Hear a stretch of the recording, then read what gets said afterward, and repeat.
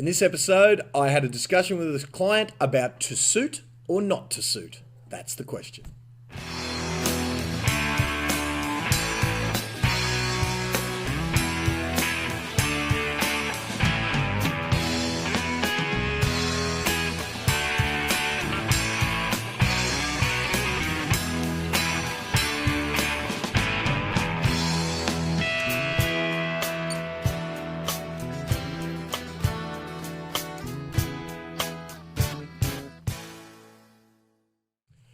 Hey guys, welcome to a quick edition of the GT show. How you guys doing? I was going to answer this question on Facebook, but I thought it deserved a better answer because it really was a good one. It was from David Christie, and David was asking about how I've always worn a suit when I'm certainly on stage, and he was asking about it for him in particular because my old training was wear a suit, wear a suit, wear a suit, wear a tie, wear a tie. You know, dark suit, white shirt, tie. And for ladies, certainly business attire that's akin to a suit, whether that's a female, you know, a suit, pants, skirt, whatever, but business attire.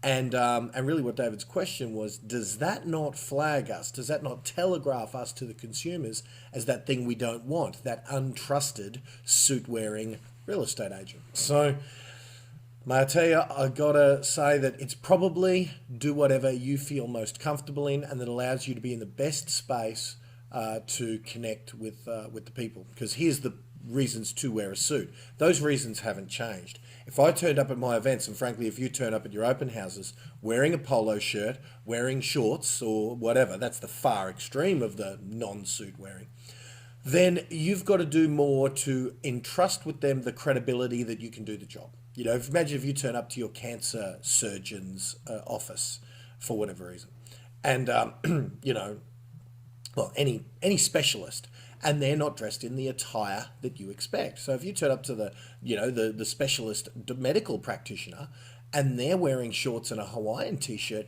you're going to make some judgments on that person that are undeserved.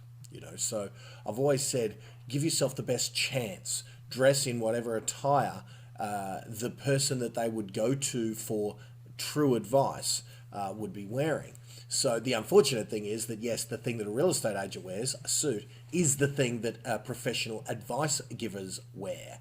You know, people on, you know, lawyers and people who we see that we aspire to get advice, you know, sometimes are, you know, the characters on TV, the characters on Suits and LA Law and Boston Legal, they wear sharp suits.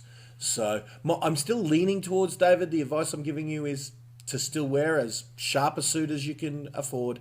You know, and that's the thing. You don't have to wear a $2,000, $3,000, $10,000 suit. A good suit for $600 is a good looking suit. Good enough, certainly for our purposes. And a nice shirt, you know. But I tell you, I have been lately, other than on-stage presentations, I've been wearing just a button-up shirt and a pair of jeans, you know. I've been wearing a motivational t-shirt and a pair of jeans, sometimes without a jacket, you know. So that's for consults and things. And I don't know if I'm doing that just because I want to. I don't know if it's because it's more who I am, because in public life I wear jeans and a t-shirt, you know, all the time. And I don't know whether, now that I've gotten to a certain degree of people being okay and have decided they want me, now I can afford to dress how I want. Look, it's a tough question. Here's one thing I do know. If you're going to go outlandish, I was given this advice from Larry Wingert, who wears shirts like, let me show you what sort of shirts he wears. There you go, a little bit of dead air there. How about that? Larry wears shirts like this, right? Western, you know, shirts like this. Now, I've got a couple, but I don't wear them at gigs, although this is probably my new favorite shirt. I love this shirt, right? Very loud, very outlandish. And so Larry wears attire like that. And like a cowboy motivational speaker, right?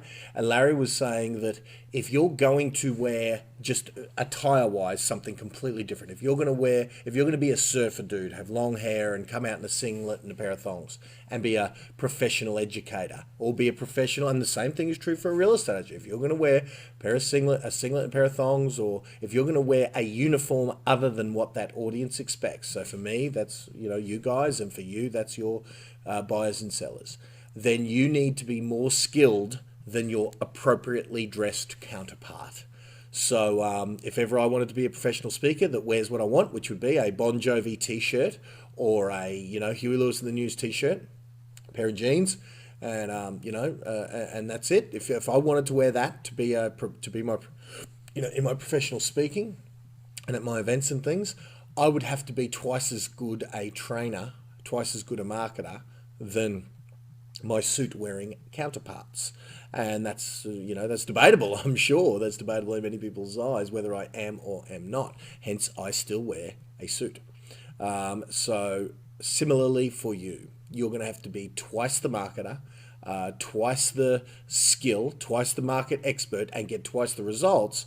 And then the benefits of standing out, of being that t-shirt wearing, flip-flop wearing, long-haired surfer, real estate agent, the benefits of that will be obvious. But the worst thing you could do is do that and not be as good or successful or whatever as your professionally attired counterparts.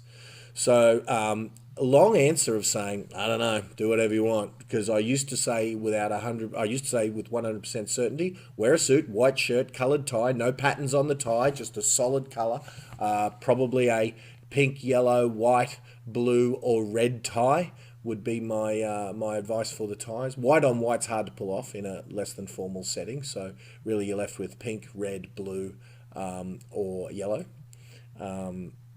So that used to be my firm answer: white shirt, dark suit, one of those coloured ties. Go, you're retired. Now your question comes at a time where I'm not so sure. I'm still going to say, when in doubt, you can't go wrong with that attire. But if you were wanting to distance yourself from those real estate agents that you don't want to be seen the same as, my advice would be, you need to be better than them. You need to be willing to spend a lot of money on marketing. And be ready to be the highest skilled, best trained. You need to talk the talk better than any of them. You need to have better presentation, better marketing, better results, better everything than all of them. And if you can do that, then go and wear whatever the hell you want, because you can outmarket anything. So now, if you're I know your question was, should I just go cash? In a nice shirt, and whatever. You didn't want to go all the way to singlet and a pair of shorts. You just wanted to bring it back from the suit. Don't know. I know John McGrath pulls that off well. Doesn't often wear a tie. He does that. But then there's the thing. He does what I say on the other stuff. He's on TV. He's a great marketer. He's better than everyone. I make no qualms. He's better than all of us at nearly everything. So he can get away with it. I really do think if you're not John McGrath, and if you're not the beast, the Chris Gilmore, the Michael Spillane, the Matt Steinway of your area, I do think there's some danger in dressing it down.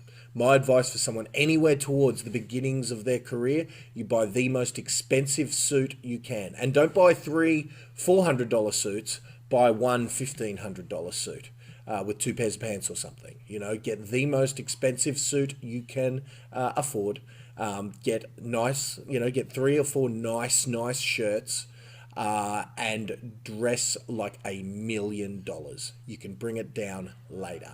And Dave, I know you're relatively towards the start of your career, so that is my advice to you: is go as expensive as you can, but take in stride what I just said about being able to dress it down the track. I believe you can, and I possibly believe even you should, as I do.